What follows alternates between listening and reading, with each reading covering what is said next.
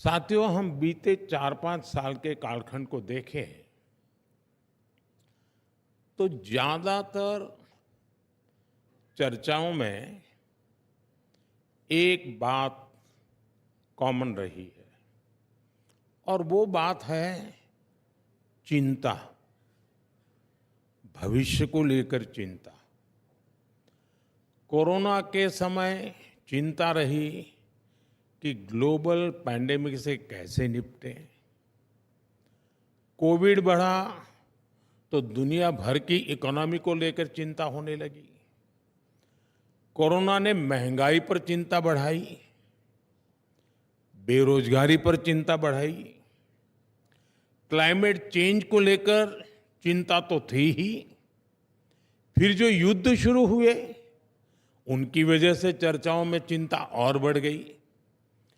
Global supply chain बिखरने की चिंता, निर्दोष लोगों की जान जाने की चिंता, ये तनाव, ये टेंशन, ये कॉन्फ्लिक्ट्स, ये सब कुछ ग्लोबल समिट्स और सेमिनार्स के विषय बन गए।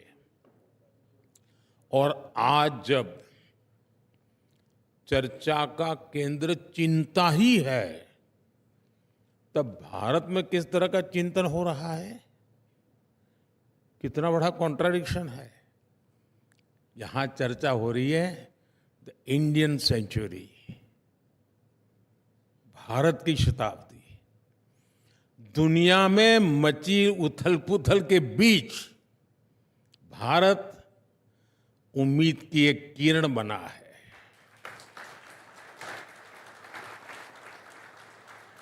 जब दुनिया चिंता में डूबी है, तब भारत आशा का संचार कर रहा है। और ऐसा नहीं कि ग्लोबल सिचुएशन से हमें फर्क नहीं पड़ता, हमें फर्क पड़ता है। चुनौतियां भारत के सामने भी है, लेकिन एक सेंस ऑफ पॉजिटिविटी यहां है जिसको हम सभी फील कर रहे हैं। और इसलिए द इंडियन सेंचुरी की बात हो रही है।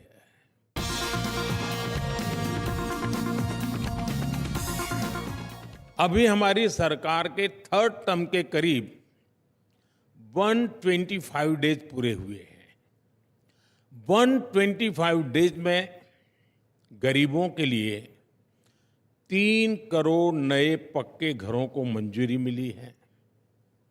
125 डेज में हमने 9 लाख करोड़ रुपए के इंफ्रास्ट्रक्चर प्रोजेक्ट पर काम शुरू किया है।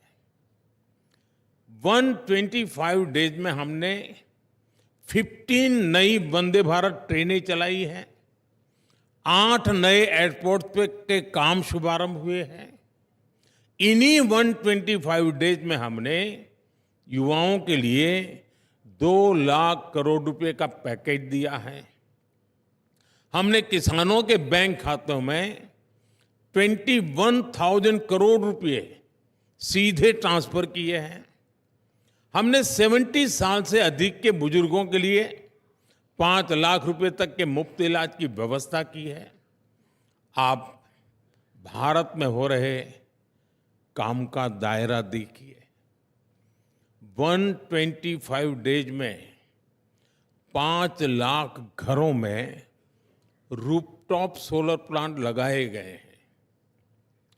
एक पेड़ मां के नाम अभियान के तहत 90 करोड़ से अधिक पेड़ लगाए गए हैं।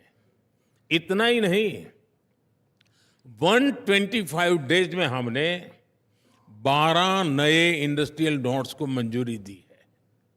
125 डेज में हमारे सेंसेक्स और निफ्टी में 6 से 7% की ग्रोथ हुई है। हमारा फॉरेक्स $650 बिलियन से बढ़कर $700 बिलियन के पार कर चुका है। भारत की उपलब्धियों की लिस्ट बहुत लंबी है और मैं सिर्फ 125 डेज की ही बात कर रहा हूं।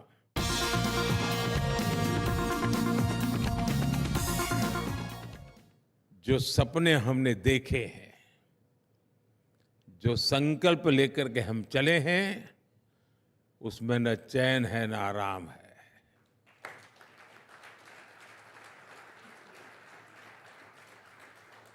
पिछले 10 साल में 25 करोड़ लोग गरीबी से बाहर निकले हैं। क्या इतना ही काफी है? नहीं है क्या? पिछले 10 सालों में करीब 12 करोड़ शौचालय बने हैं, 16 करोड़ लोगों को गैस कनेक्शन मिले हैं। क्या इतना ही काफी नहीं है?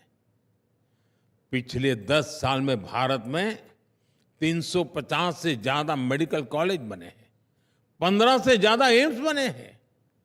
क्या इतना ही काफी नहीं है? पिछले 10 साल में भारत में 1.5 लाख से ज्यादा नए स्टार्टअप बने हैं। 8 करोड़ युवाओं ने मुद्रा लोन लेकर पहली बार अपना कुछ काम शुरू किया है। और सवाल तब हो गया, क्या इतना कम नहीं है? मेरा जवाब है नहीं, इतना पूरा नहीं है। आज भारत दुनिया के सबसे युवा देशों में से एक है।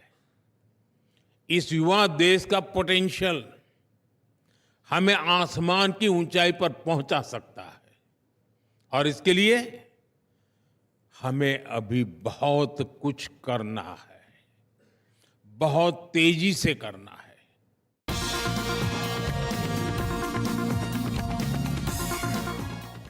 अब हम बीते हुए कल और आज की तुलना करके आराम फरमाने वाले लोग नहीं है। अब सफलता का मापदंड सिर्फ ये नहीं है कि हमने क्या पाया। अब हमारा आगे का लक्ष्य है हमें कहां पहुंचना है। हम उस ओर देख रहे हैं।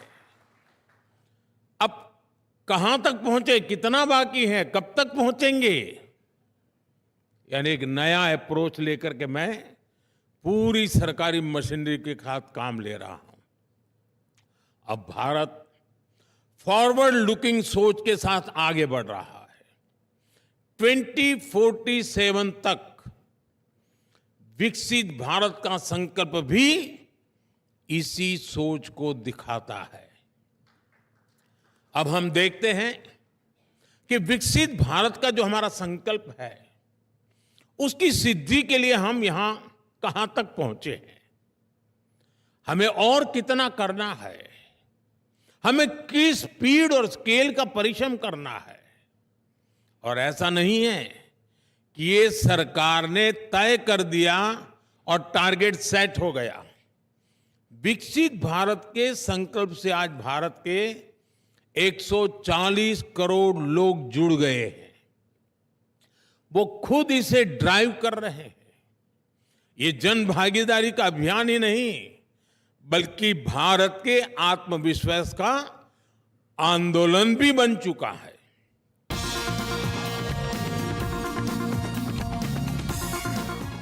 ये एआई का दौर है।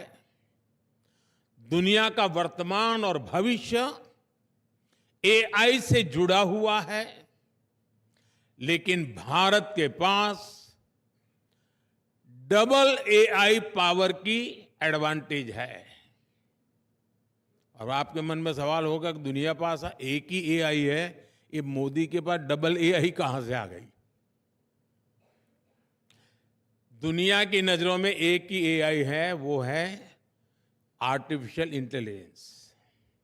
लेकिन हमारे पास वो तो है ही, दूसरी एआई है एस्पिरेशनल इंडिया।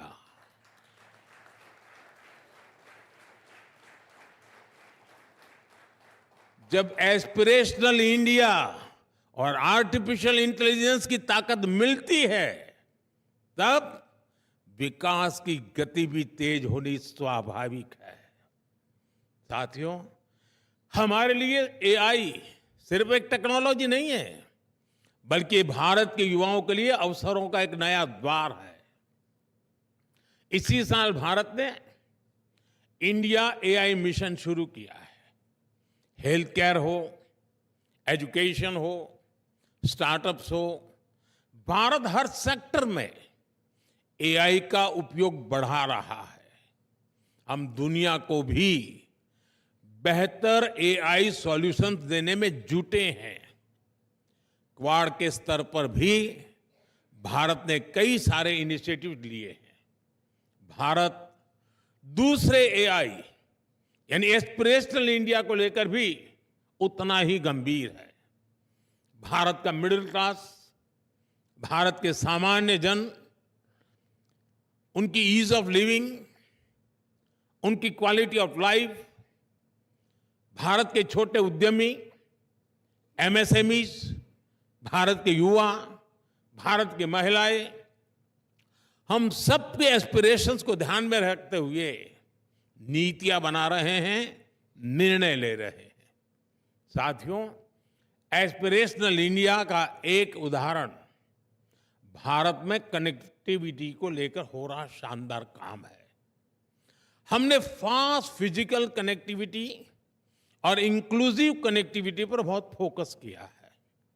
ये डेवलपमेंट की एस्पिरेशन रखने वाले समाज के लिए बहुत जरूरी होता है। इसलिए हमने एयर ट्रैवल पर भी विशेष फोकस किया। उड़ान के तहत हमने 2 पिलर्स पर काम किया।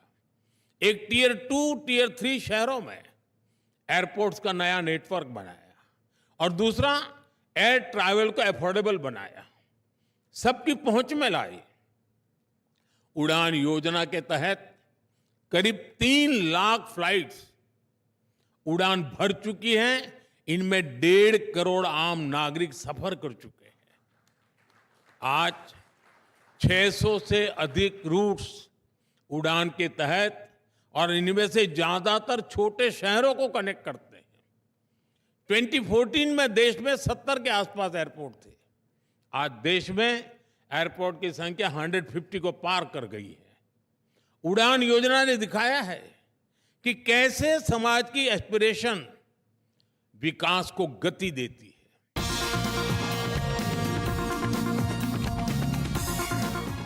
हम भारत के युवाओं को एक ऐसी फोर्स बनाने में जुटे हैं जो पूरी दुनिया की ग्रोथ को ड्राइव कर सके, और इसलिए education, skill development, research, employment पर हमारा बहुत ज्यादा जोर है। पिछले 10 साल में इन क्षेत्रों में जो काम हमने किए हैं उसके नतीजे मिलने लगे हैं। अभी कुछ दिन पहले ही टाइम्स हायर एजुकेशन रैंकिंग आई है।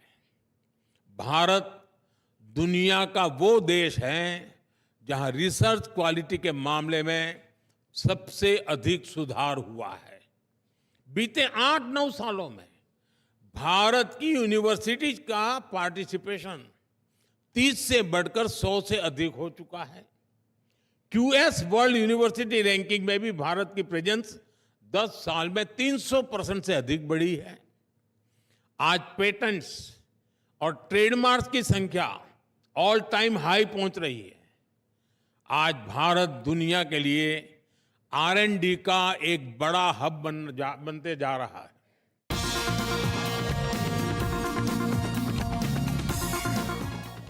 आप कोविड का वो दौर याद कीजिए।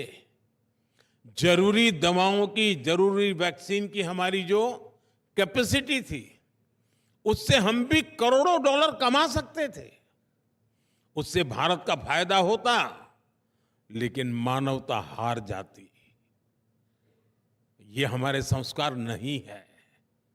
हमने दुनिया के सैकड़ों देशों को संकट के समय दवाई पहुंचाई, जीवन रक्षक वैक्सीन पहुंचाई।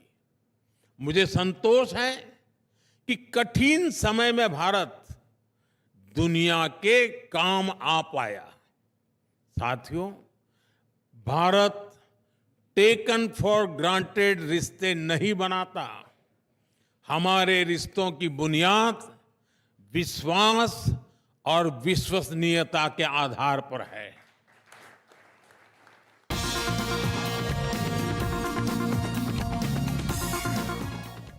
बीते दशक के दौरान मुझे कितने ही ग्लोबल प्लेटफॉर्म से जुड़ने का अवसर मिला है।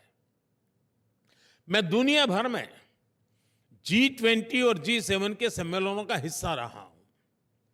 10 दिन पहले ही मैं आसियान समिट के लिए लाओस में था। आपको जानकर अच्छा लगेगा कि लगभग हर समिट में भारत के डिजिटल पब्लिक इंफ्रास्ट्रक्चर की बहुत अधिक चर्चा होती है। आज पूरी दुनिया की नजर भारत के डीपीआई पर है। यहां हमारे साथी भारत के प्रशंसक श्रीमान पॉल रोमर बैठे हैं। मुझे पहले भी उनसे काफी विचार विस्तार से चर्चा करने का मौका मिला है। मैंने उनसे बहुत चर्चाएं की हैं। मैं अमेरिका में भी इनसे मिला।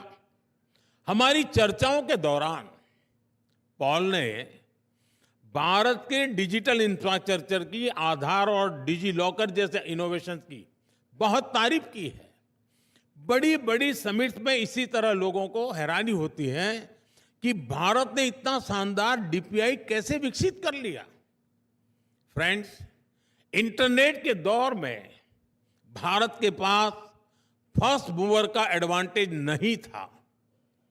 जिन देशों के पास ये एडवांटेज था, वहां प्राइवेट प्लेटफॉर्म्स ने, प्राइवेट इनोवेशंस ने डिजिटल स्पेस को लीड किया। इससे निश्चित रूप से एक नई क्रांति दुनिया में आई, लेकिन उसके लाभ का दायरा सीमित ही था। जबकि भारत ने एक नया मॉडल दुनिया को दिया है। भारत ने टेक्नोलॉजी को डेमोक्रेटाइज करके डिजिटल पब्लिक इंफ्रास्ट्रक्चर का नया रास्ता दुनिया को दिखाया है। आज भारत में सरकार एक प्लेटफॉर्म बनाती है और उस पर लाखों नए इनोवेशंस होते हैं। हमारी जनधन, आधार और मोबाइल की जैम कनेक्टिविटी, सर्विसेज की फास्टर और लीकेज फ्री डिलीवरी का एक बेहतरीन सिस्टम बन गया है। आप हमारा यूपीआई देखिए, इस पर फिनटेक का एक नया विस्तार भारत में हुआ है। यूपीआई के कारण आज हर रोज 500 मिलियन से ज्यादा के डिजिटल ट्रांजैक्शन हो रहे हैं। और इसको ड्राइव करने वाले कोई कॉरपोरेट्स नहीं है, बल्कि हमारे छोटे दुकानदार हैं, स्ट्रीट वेंडर्स हैं।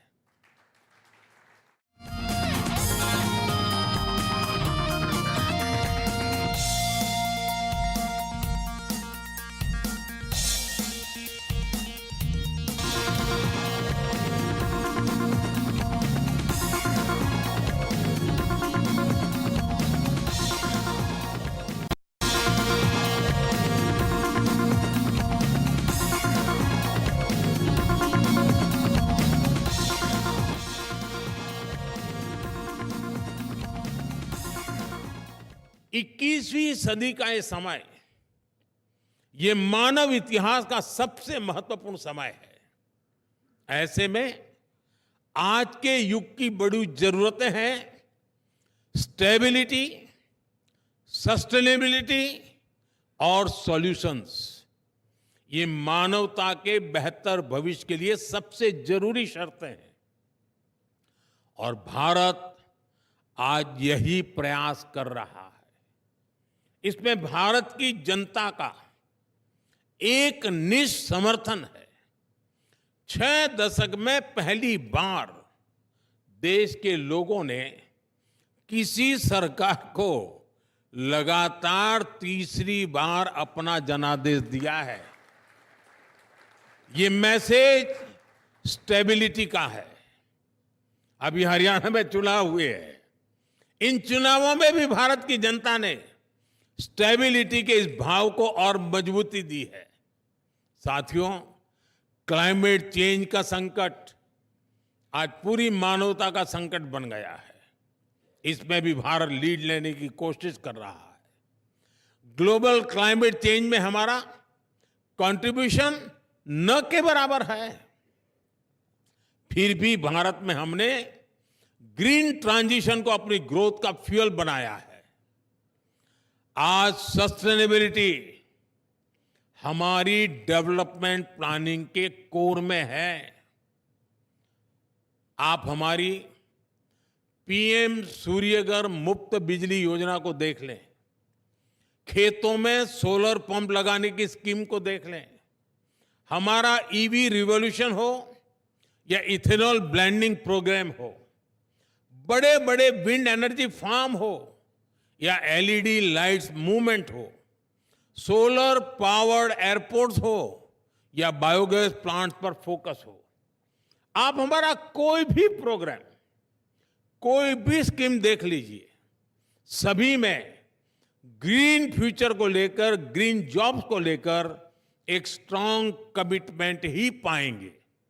साथियों, स्टेबिलिटी और सस्टेनेबिलिटी के साथ साथ भारत आज सॉल्यूशंस पर भी फोकस कर रहा है। बीते दशक में भारत ने ऐसे अनेक सॉल्यूशंस पर काम किया है जो ग्लोबल चैलेंजेस से निपटने के लिए जरूरी है। इंटरनेशनल सोलर अलायंस हो, कोalition फॉर डिजास्टर रेजिलिएंट इंफ्रास्ट्रक्चर हो, India middle east economic corridor हो, ग्लोबल बायोफ्यूल अलायंस हो, योग हो, आयुर्वेद हो, मिशन लाइफ हो, मिशन मिलेट्स हो, भारत की तरफ से लिए गए सभी इनिशिएटिव्स दुनिया की चुनौतियों के समाधान देने वाले हैं। साथियों, मुझे खुशी है कि भारत का बढ़ता सामर्थ्य दुनिया की बेहतरी को सुनिश्चित कर सक रहा है। भारत जितना आगे बढ़ेगा, दुनिया को उतना ही फायदा होगा। हमारा प्रयास होगा भारत की सेंचुरी सिर्फ भारत की नहीं, बल्कि पूरी मानवता की जीत की सेंचुरी बने।